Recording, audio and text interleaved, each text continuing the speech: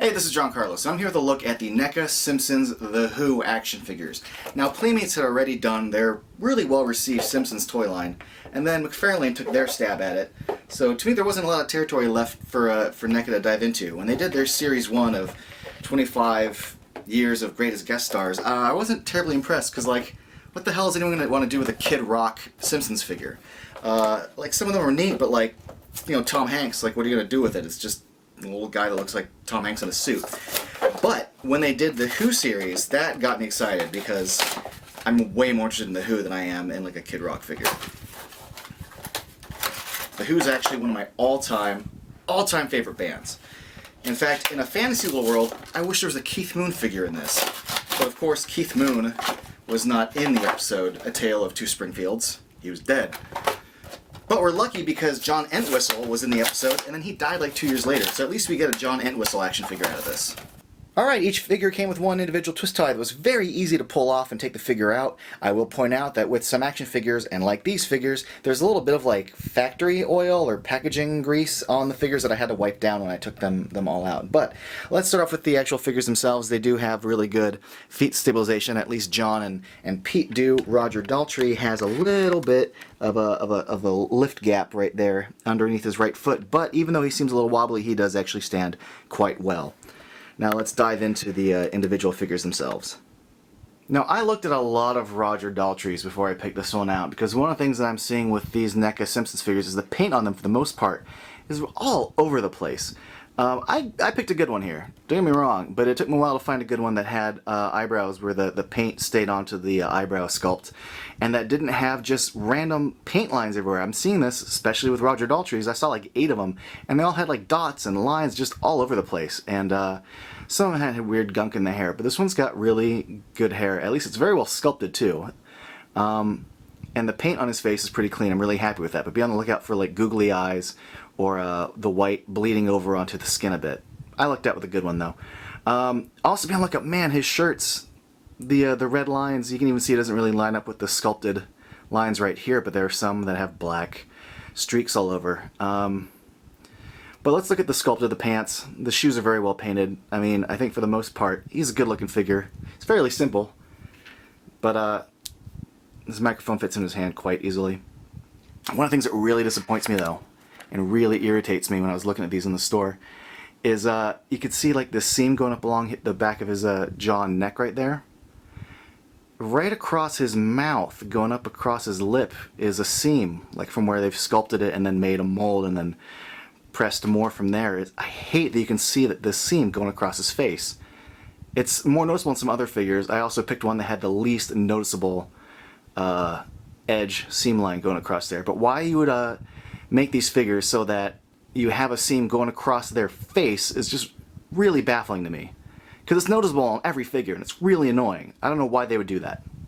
All 3 of these figures have the same points of articulation. They swivel at the waist, they swivel at the head, and then they have arm joints. Now, taking a closer look at Pete Townshend, there's a little bit of like goo that I couldn't really wipe away. I think it's like dried glue. His guitar strap actually has like a little plug-in piece that like connects into a slot in his back that you can't pull out. I mean, you could try to pull it out, but I don't know why you'd want to. So it's permanently, you can't like really tug on it that much and try to get it lower with any elasticity here. It is adhered to the back there. Now, I have the same problem here I do with his face. You can see this seam really noticeably going up his neck, which I could forgive, but where it cuts across his beard, cuts across his mouth, it's just really annoying. I don't know who thinks of that, to put the seam right in the middle of the face like that. It's really irritating. And ignoring that though, I do think this is a really, really fun likeness of how he appeared in The Simpsons. You can see his eyebrow's not perfectly painted, but to fit the sculpt of the eyebrow, but I got really good eyes on this one. There weren't that many Pete Townsends for me to look at. But I think they did a great job sculpting his hair. They did a great job getting his likeness. He does look like a grown-up Milhouse, so you could totally see that seam going across the back too. Looking at the rest of the figure, I like that, unlike say Roger Daltrey and John Entwistle, where there's only really like one way to pose them. With this, you really can get at least 2 really rad poses out of this. And even though his guitar doesn't really move because of the strap, you can't really get it to move that far up or down, at least his arm comes up so you can get him in a proper position that way. Now for a stylized and simple figure, I think they did a good job with his guitar. I think it looks nice. And I think they did a great job with his shoes and pants. The overall sculpt and paint is really clean. But what I really like is the John figure, because his overall sculpt of his outfit is a little more complex than any of the other ones. Not that he's complex by any means, but he's just not in a shirt. He's actually got, like, you know, different levels to his outfit. But his base looks rad. Let's get a closer look at his base, because that does look pretty cool. Now, I don't know if he's short-packed or what, but I did not have any other John Entwistle figures to compare this to. I just saw the one, and I snatched it up. But, you know, you can see that seam going up the middle of his head. But the seam across his face is far less noticeable on this one than the other two. I mean, it is there, but it's far less distracting. He's got a little schmutz on his nose, but that's not too bad if that's my only real issue to deal with. But you can just see his jacket and, you know, like the vest and shirt. I do wish that bleed over around his neck wasn't noticeable. If that yellow skin paint had just gone further up and matched his neck, that had been cool. But the sculpting on his actual outfit is good. Again, just like the other figure, he's got a plug where his strap goes into his back, and I wouldn't really want to mess with it and try to pull it out, but there you go. But it does line up with his hands really well, and the base does look good, and he can, you know, slap at a base, if you will.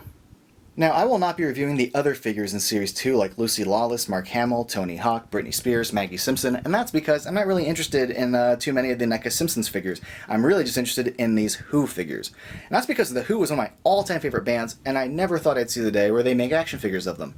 Now, I think these exist because NECA doesn't have to pay likeness rights because they're stylized enough under the Simpsons style that they don't need to acquire likeness rights. However, I might be totally wrong on that. That's just my assumption. I might be talking out of my ass.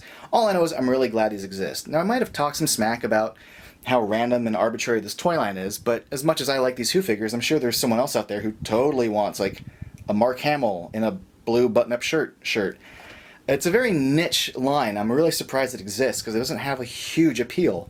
But, you know, Series 3 is going to have a Penn and Teller figure and REM figures, and I'm totally going to get those. And someone might think I'm nuts for wanting Penn and Teller figures. But these are cool, and I love that, you know, you have a little bit of range of motion, so you can bring his mic closer to his mouth, and you can get at least Pete to bring his guitar stroke up high. You can't do the full windmill, but still, these figures are really rad. I'm really glad they exist, and now I can, you know, play with John Entwistle and do the My Generation bass line, which is one of the greatest bass lines of all time. Thanks for watching.